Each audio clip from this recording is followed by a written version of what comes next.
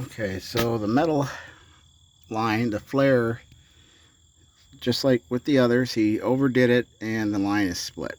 So I had to fix that flare. These brakes were not really fully engaging. One reason is he doesn't have this adjusted out. Also, you can see he doesn't have his tensioner on. And if you look here, you really, I mean, that's where the seal rides.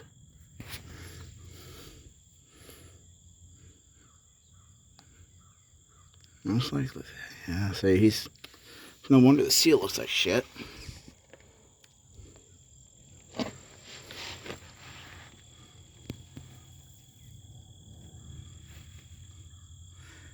Other than having new replacement brake drums, I don't know what he really did to this thing.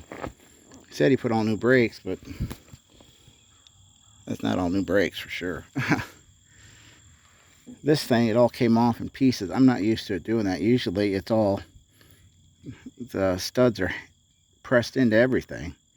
This one, the studs are actually welded onto that ring, which I've never seen that before. Possible they did it this year, but I've never come across one like that.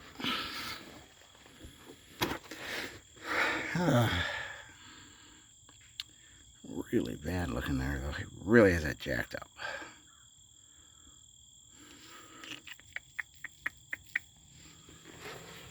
Exhaust system, I mean, it's got patches all down the thing instead of just replacing it. It looks like shit. Yeah, the front brakes were solid air for those dual piston calipers. Weren't even bled. So, bummer.